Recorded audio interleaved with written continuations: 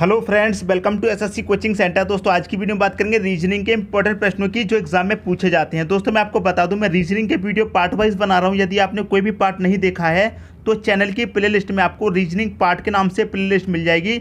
उसमें आपको सभी वीडियो पार्ट वाइज मिल जाएंगे। जो भी पार्ट आपने नहीं देखा है वहाँ से देख लेना। तो चलिए स्टार्ट करते हैं। पहला क्वेश्चन है आपका, यदि किसी कूट भाषा में कैपिटल को इतना लिखा जाता है तो उसी कूट भाषा में इसको कैसे लिखा जाएगा, ये दोस्तों आपसे पूछा गया है। तो ज़्यादा मुश्किल नहीं है, आराम से सॉल्व कर लेते हैं। कैपिटल को क्या लिखा गया, इतना लिख लेते हैं दोस्तों। कैपिटल को क्या लिखा गया दोस्तों, कैपिटल को लिखा गया है आपका इतना। तो लिख लेते हैं कितना लिखा गया है। इसको सी लिखा गया है, फिर उसके बाद पी लिखा गया है, उसके बाद ए है, उसके बाद दोस्तों टी है, फिर उसके बाद आई है, उसके बाद एल है, उसके बाद क्या है ए। यही तो लिखा गया है, यही तो लिखा गया है। इसको कितना लिखा गया है, इतना लिखा गया है। मतलब इसके स्थान पर आप इसको लिख सकते हैं, तो मैंने इसके स्थान पर बिल्कुल सेम यही लिख दिया है। क्लियर दोस्तों। अब देखिए कुछ समझ में आया, नहीं समझ में आया, हम आपको समझाते हैं।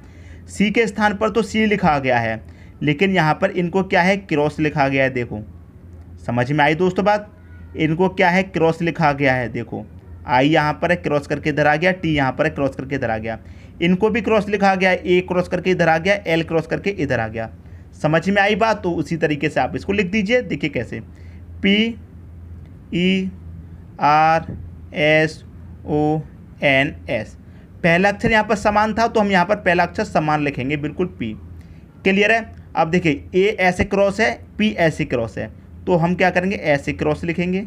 इनको भी ऐसे ही क्रॉस लिखेंगे और इनको भी क्या करेंगे, ऐसे ही क्रॉस लिखेंगे। क्लियर है। तो आर क्रॉस होके कहाँ पर आ जाएगा, यहाँ पर। ई क्रॉस होके कहाँ पर आ जाएगा, यहाँ पर आ जाएगा। ओ क्रॉस होके यहाँ पर आ जाएगा, एस क्रॉस होके यहाँ पर। ये एस क्रॉस होके यहाँ पर आ जाएगा, एन क्रॉस होके यहाँ पर चला जाएगा। आ गया दोस्तों आपका आंसर। क्लियर है। अब देखिए P R E O double S N किस ऑप्शन में है, डबल एस एन। पीछे चेक करते हैं, डबल एस एन यहाँ पर है, यहाँ पर भी नहीं, यहाँ पर भी नहीं, यहाँ पर भी नहीं। तो डबल एस एन इस ऑप्शन में है, तो डी ऑप्शन ही क्या हो जाएगा, आपका सही आंसर हो जाएगा। P R E O double S N, तो डी ऑप्शन क्या हो जाएगा, आपका सही आंसर हो जाएगा। तो मैं उम्मीद करता हूं दोस्तों ये क्वेश्चन भी आपको बहुत अच्छे तरीके से समझ में आ गया होगा। अब देखेंगे दोस्तों अगला क्वेश्चन। अगला क्वेश्चन है आपका, यदि किसी कूट भाषा में गैब को इतना लिखा जाता है और BAT को इतना लिखा जाता है तो गेट को कैसे लिखा जाएगा। क्लियर दोस्तों, बहुत सिंपल है। देखिए सबसे पहले इसको नंबरिंग दे देते हैं। GAVE को कितना लिखा गया है, इतना। तो मैं इसको इतना ही लिख देता हूँ। इसको 8 लिखा गया है, इसको 2, इसको 3, इसको कितना लिखा गया, 7, हमने लिख दिया। अब फिर इसको कितना लिखा गया, इसको भी लिख लेते हैं। BAT को क्या लिखा गया है, इसको 9 लिखा गया है, इसको 2, इसको क्या लिखा गया है, 4 लिख लिया। इसका मान आपसे पूछा गया है, GATE का मान पूछा गया है। आप देखिए सीधा सीधा समझ में आ रहा है। जी को कितना लिखा गया है, जी को 8 लिखा गया है, तो यहाँ भी जी को 8 लिख देंगे। ए को कितना लिखा गया है, 2, यहाँ भी ए को 2 लिखा गया है, तो आप यहाँ भी ए को 2 लिख देंगे। टी को कितना लिखा गया है, 4 रख दो। बचा ई को कितना लिखा गया, 7 रख दो। तो 82 47 किस ऑप्शन में है, 82 47 सी ऑप्शन में है। तो आपका आंसर कौन सा हो जाएगा, सी ऑप्शन आपका सही आंसर हो जाएगा। क्लियर दोस्तों। तो उम्मीद करता हूं इस क्वेश्चन में भी किसी को कोई डाउट नहीं होना चाहिए। अब देखेंगे अगला क्वेश्चन। अगला क्वेश्चन है आपका, निम्नलिखित संख्या श्रृंखला में लुप्त संख्या की पहचान करें। क्लियर है। इसमें हमें क्या करना है, लुप्त संख्या की पहचान। लेकिन आपको यहाँ पर 2 लुप्त संख्या दे रखी हैं। ऑप्शन में भी आपको 2 संख्या फाइंड दी गई हैं, कोई बात नहीं। अब देखिए इसका तरीका क्या है। 2 है 65, 7 59, 12 53। देखिए क्वेश्चन में हो क्या रहा है, छोटी संख्या फिर बड़ी, फिर छोटी फिर बड़ी। जब आपको ऐसे संख्या दी जाए, घट बढ़ के संख्या दी जाए, तो क्या करेंगे, एक एक संख्या को जोड़ करके आप देखेंगे। क्लियर है। एक संख्या छोड़कर चलिए। तो हमने क्या किया, 2 से एक संख्या छोड़कर आगे 7 पर क्या हो रहा है दोस्तों, 5 प्लस हो रहा है। फिर एक संख्या छोड़कर चलेंगे आगे, क्या हो रहा है, 5 प्लस हो रहा है। फिर एक संख्या छोड़कर चलेंगे आगे, जब यहाँ +5 हुआ, यहाँ +5 हुआ, तो यहाँ भी प्लस का 5 कर दो। तो 12 में 5 प्लस कर देंगे, कितना हो जाएगा दोस्तों, 17। तो यहाँ पर क्या आ गया, 17 आएगा। ये तो आपको पता चल गया। पहले वाले क्वेश्चन मार्क की जगह क्या आएगा, 17। तो यहाँ पर 2 ऑप्शन में 17 दे रखा है पहले। अब देखिए ये जो एक संख्या छोड़कर बची है उसे भी चेक कर लेते हैं। 65 से कितना हुआ, 59, क्या हो रहा है, माइनस का 6 हो रहा है। 59 से कितना हुआ 53, क्या हुआ माइनस का 6 हुआ। तो यहाँ भी क्या होगा दोस्तों, माइनस का 6 होगा कि नहीं होगा। तो 53 में से -6 कर दीजिए, कितना होता है, जब 53 में से 6 घटाएंगे तो 47 होता है। तो कितना आ जाएगा 47। तो 1747 हो जाएगा इसका सही answer, option number C. Clear दोस्तों, समझ में आ गया। ज़्यादा मुश्किल तो बिल्कुल भी नहीं था, थोड़ा सा दिमाग लगाएंगे, चीज़ों को समझेंगे तो अच्छे तरीके से समझ में आ जाएगा। क्लियर है। अब देखेंगे दोस्तों अगला क्वेश्चन। अगला क्वेश्चन है 6:21 समानुपात 3:? मतलब 6 का रिलेशन 21 से है, उसी तरीके से 3 का रिलेशन यहाँ पर क्या बनेगा। क्लियर है। देखिए तरीके तो बहुत सारे होते हैं, जैसे कि आप 6 का मल्टीप्लाई 3 से कर दें, कितना होता है 18 होता है, और उसमें +3 कर दें तो कितना मिल जाएगा 21 मिल जाएगा। ऐसे ही यहाँ पर करेंगे, 6 का मल्टीप्लाई 3 से किया तो यहाँ भी 3 का मल्टीप्लाई 3 से कर दो, 3 त्रिक 9, यहाँ कितना प्लस किया 3, यहाँ भी +3 कर दो, कितना हो जाएगा 12। तो 12 तो ऑप्शन में नहीं है, ये तरीका आपका फ्लॉप हो गया। क्लियर। यहाँ भी 3 से मल्टीप्लाई किया, यहाँ भी 3 से किया, यहाँ 3 को प्लस किया, यहाँ भी हमने 3 को प्लस किया, आंसर हमारा नहीं आया। तो ये वाला तरीका तो नहीं लगेगा, ये तो हो गया गलत। कभी कभी क्या होता है, सीधा सीधा साधारण तरीका दिया जाता है क्वेश्चन में, लेकिन स्टूडेंट उसे नहीं पकड़ पाता। सीधा सीधा पकड़ के देखिए, बिल्कुल सीधा सीधा। 6 से 21 हुआ, क्या हुआ 15 प्लस, अगर हम 6 में 15 जोड़ देंगे 21 हो जाएगा। ऐसे ही क्या करेंगे, जब यहाँ 15 जोड़ा है तो यहाँ भी 3 में 15 जोड़ दो, जब 3 में 15 जोड़ेंगे तो कितना होता है 18, यहाँ पर आ जाएगा 18। अब 18 ऑप्शन में है तो बी ऑप्शन में 18 दे रखा है, तो यही क्या हो जाएगा आपका सही आंसर हो जाएगा।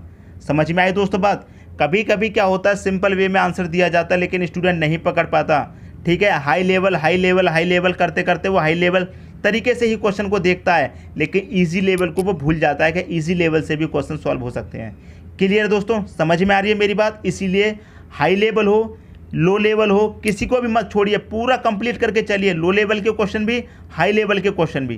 क्लियर दोस्तों, समझ में आ गई बात। अब देखेंगे अगला क्वेश्चन। अगला क्वेश्चन है आपका, यदि x का अर्थ प्लस है, z का अर्थ भाग, y का अर्थ माइनस और p का अर्थ है आपका गुना, तो दिए गए समीकरण का मान ज्ञात करें। ये आपको समीकरण दिया गया है, इसका मान ज्ञात करने, कोई बात नहीं कर लेते हैं। 10 हो गया।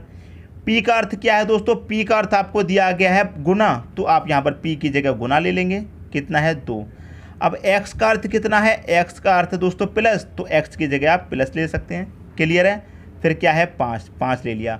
y का अर्थ क्या है दोस्तों, y का अर्थ है माइनस, तो आप यहाँ पर माइनस ले लेंगे 5। अब बोर्ड मास रूल से आप इसे सॉल्व कर लीजिए, आंसर आ गया। बोर्ड मास रूल में पहले क्या सॉल्व करेंगे, मल्टीप्लाई, फिर प्लस, फिर माइनस। अगर भाग होता है इसमें तो सबसे पहले भाग को सॉल्व करते, भाग नहीं है तो सबसे पहले मल्टीप्लाई को सॉल्व करेंगे। 10 का 2 में मल्टीप्लाई कर दो, कितना हो जाएगा 20, प्लस का 5 माइनस का 5, फिर प्लस सॉल्व करेंगे। 20 और 5 कितना हो गया 25, माइनस कर दो 5, 25 में से 5 माइनस किया, आंसर आ गया दोस्तों कितना 20 हो गया दोस्तों आपका सही आंसर। सी ऑप्शन क्या हो जाएगा आपका सही आंसर हो जाएगा। क्लियर दोस्तों, समझ में आ गया क्वेश्चन। अब देखते हैं अगला क्वेश्चन। अगला क्वेश्चन है, निम्नलिखित दी गई श्रृंखला में प्रश्नवाचक चिन्ह मतलब क्वेश्चन मार्क के स्थान पर क्या आएगा, ये पूछा गया है। यहाँ पर दिया गया क्वेश्चन मार्क। आप देखिए सीरीज को चेक करेंगे, 5 है, 14 है, 30 है, 55 में, लेकिन क्या हो रहा है बढ़ते हुए क्रम में। ऐसा नहीं है एक छोड़कर एक बढ़ा दिया है, एक छोड़कर एक घटा दिया है, ऐसा नहीं है, बढ़ते हुए क्रम में। तो बढ़ते हुए क्रम में हम देख लेते हैं क्या हो रहा है। 5 से हुआ 14, कितना प्लस हुआ 9, 14 से हुआ 30, कितना प्लस हुआ 16, 30 से हुआ 55, कितना प्लस हुआ 25। तो यहाँ पर कितना प्लस हुआ, सीधा सीधा समझ लीजिए कंसेप्ट को। नहीं समझ में आया, अभी भी नहीं पकड़ पाए। यहाँ पर क्या हो रहा है 3 का स्क्वायर प्लस, यहाँ पर क्या हो रहा है 4 का स्क्वायर प्लस हो रहा है, यहाँ पर क्या हो रहा है 5 का स्क्वायर प्लस हो रहा है। तो मेरे भाई यहाँ पर 6 का स्क्वायर प्लस हुआ कि नहीं होगा। तो 6 का स्क्वायर कितना होता है 36, 55 में जोड़ दीजिए 36 आ गया आपका आंसर। 55 में हम क्या करते हैं 36 जोड़ देते हैं, 5 में 6 जोड़ा 11, कैरी का 1 रहेगा, 1 और 5 6, 6 और 3 कितना 91, यहाँ पर क्या आ जाएगा 91 आ जाएगा। क्लियर दोस्तों, 91 किस ऑप्शन में है, सी ऑप्शन में दोस्तों आपका 91 दे रखा है, यही क्या हो जाएगा आपका सही आंसर हो जाएगा। क्लियर दोस्तों, समझ में आ गया। अब देखते हैं अगला क्वेश्चन। अगला क्वेश्चन है आपका, यदि 12 गुने 6 बराबर 207 और 14 गुने 7 बराबर 809 तो 13 गुने 4 बराबर क्या। अब आप दिमाग लगाएंगे, क्या 12 6 का मल्टीप्लाई 207 होता है, नहीं होता है। क्लियर है, होता है क्या, नहीं होता। अगर आप सिंपली मल्टीप्लाई करें 12 गुना 6 का तो कितना होता है 12 6 72 होता है, होता है कि नहीं होता। लेकिन यहाँ पर कितना लिख दिया है 207। अगर आप इस 72 को उल्टा करके लिखें तो पहले क्या आ जाएगा 2, बाद में कितना आ जाएगा 7, बीच में आप 0 लगा दीजिए अपनी मर्जी से। इस तरह से लिखा गया है। इसको समझ में आई दोस्तों बात। इसको भी चेक कर लीजिए। 14 7 का मल्टीप्लाई, 14 7 का मल्टीप्लाई दोस्तों कितना होता है, 14 7 का मल्टीप्लाई होता है 14 सत्ते 98 होता है कि नहीं होता। अगर आप इसको भी रिवर्स करके लिख दो, पहले 8 बाद में 9 और 0 लगा देंगे अपनी मर्जी से, तो आपको यही मिल जाएगा। समझ में आ रही दोस्तों बात। उसी तरीके से आप इसे सॉल्व कर लेंगे। क्लियर है। 13 गुने कितना दे रखा है 4, 13 4 का मल्टीप्लाई कितना होता है दोस्तों, 13 चौका 52 होता है। कितना 52 होता है।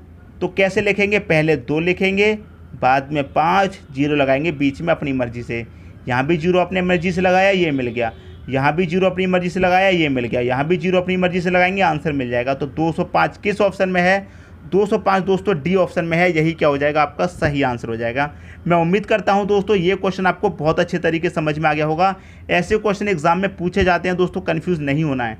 क्लियर है दोस्तों। यदि वीडियो पसंद आया तो लाइक करें और दोस्तों में भी शेयर करें। यदि आपने चैनल को सब्सक्राइब नहीं किया है तो कर लीजिए और बेल आइकन का बटन भी दबा दीजिए दोस्तों। धन्यवाद।